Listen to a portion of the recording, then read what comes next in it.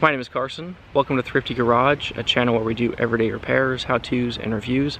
And in today's video, we're going to be doing a 500-hour review on this Bobcat T650.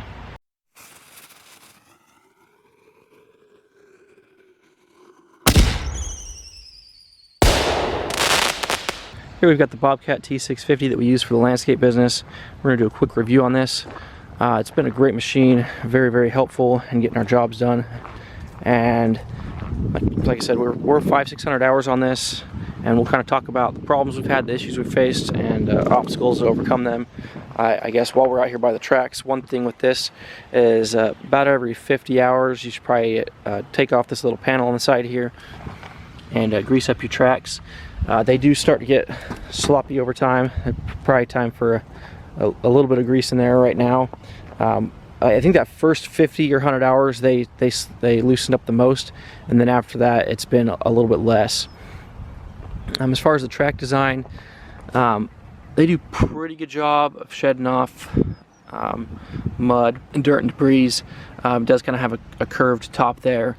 And then as far as the track wear, these tracks have seen a lot of abuse. You can see here we've got just all sorts of wear, cracking, and the top here, I'll see if we can find some good spots. Yeah, there's some pretty good gouges and cuts and dings in these. These have been running in the woods and seen a lot of rocks and sticks and other things like that, obviously getting up in the tracks on these rollers down there, as well as just rolling over the top with the whole weight of the machine. Up front here we've got our quick attach system, and that's always kind of a pain point on these. It does have this little handle right here to protect them. I think these have been changed out a couple times now, but just banging around, beating it up, that is kind of a pain point. And then one thing up front here, you can see we've got a lot of dirt packed in there, and when there's rocks and dirt stuff right there, it does press up against this arm. The arm's kind of covered in dirt right now, but underneath that dirt there's a lot of dings and dents in the metal, and that paint has come off there. As far as the quick attach pins, those have been replaced. One of these pins broke, and we've got a separate video on the channel with that replacement and kind of talking more detail of why we replaced that. But those have been replaced. This front glass has been replaced, which is also in a video, and this wiper blade has been broken 2 or 3 times now. Basically non-operational right now. It has like a double arm on it, and you can see it only has one bolt connected in it right now, but that double arm just keeps breaking on it. You know, whenever you're getting out in the trees, the sticks, and the woods, that's just a easy place to hang up. You know, it's one of these opening windshields, so you can't fold it up. You have to take it off, and when you're out in the woods and the sticks and you have a heated and climate controlled cab, it doesn't really make sense to take off that. So it might make sense for Bobcat to make a quick disconnect, I don't know, wiper blade. Just throwing out ideas there. There are pros and cons to the roll-up doors versus the swing-out doors.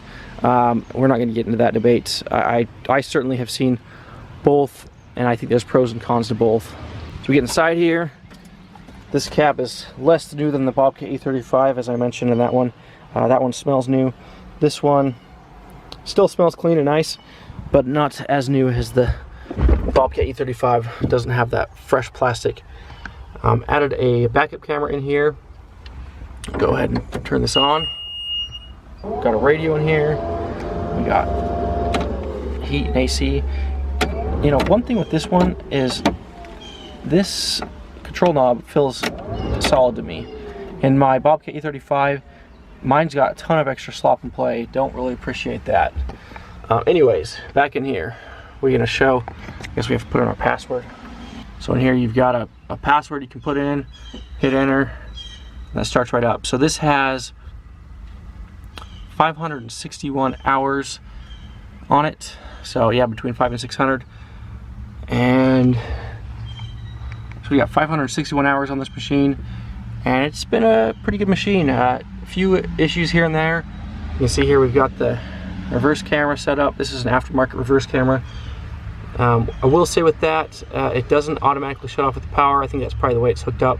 But this machine has had issues with the battery draining down, and I don't know if it's because of this or something else, but this has had multiple battery issues.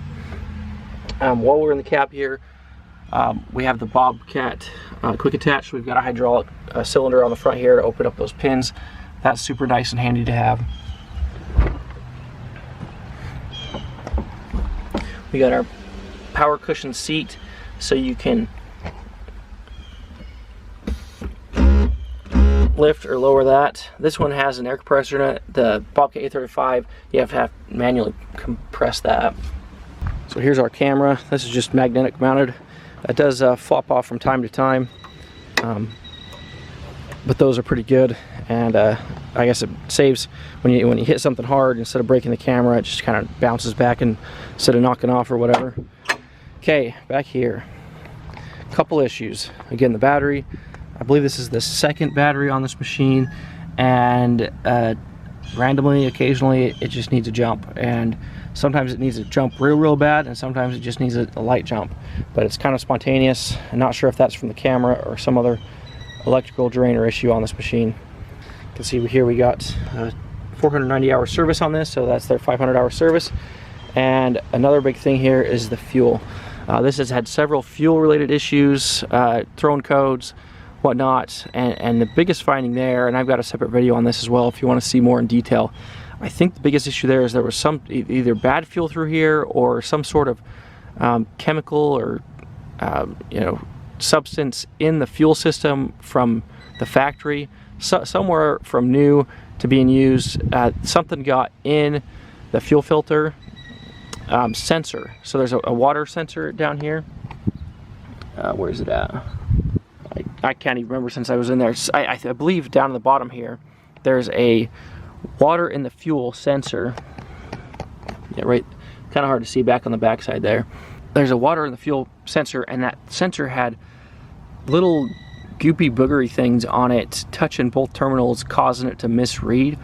And once I cleaned off that sensor, put it back in, it's been a lot better since then. So I don't know if that was something, so that gooey substance was something from the factory, some sort of sealant for the fuel lines, or some sort of substance at the bottom of the tanks, or if there was some, got bad fuel here or there along the way, and that caused issues. But that caused some downtime on the job site. But aside from the battery occasionally not working, and that, as far as overall, hasn't really let us down. A few hiccups here and there, and on the site, but other than that, it just goes. This thing is a powerhouse, especially when you compare it to the E35, which we just did a review on. So the Bobcat E35, pushing soil, moving around, it's a lot slower machine. This Bobcat T650 has a rabbit gear on it and goes pretty quick. Obviously, we're talking the difference between a loader and a mini excavator.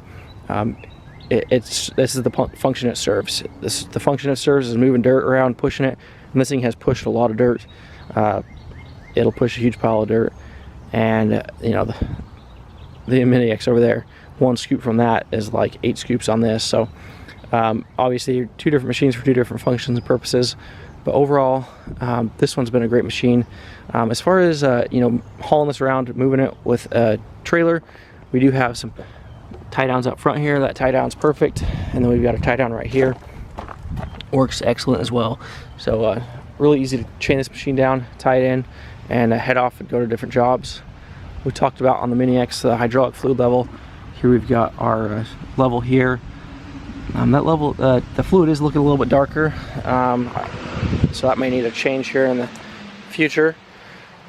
But yeah, as far as other videos we've got a video tightening up the tracks on this. We've got a video on this quick connect pin that broke, and we've got a video on the fuel related issues. There's actually 2 videos on the 2 codes that through. So if you want to check out those videos, be sure and check those out. That'll wrap up our review on this Bobcat T650 track skid steer, track skid loader, whatever you want to call it. But yeah, I've been pretty happy with it. Been a great machine and a great asset for the business, and getting stuff done.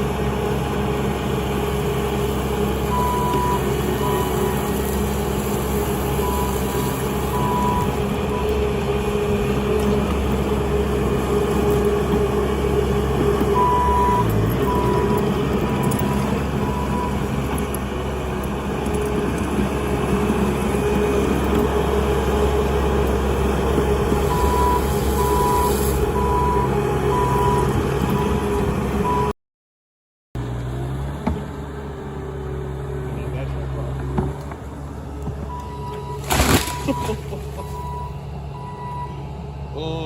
that was really close to the camera. But you see my camera there? Yeah, I saw that. Floating in the air.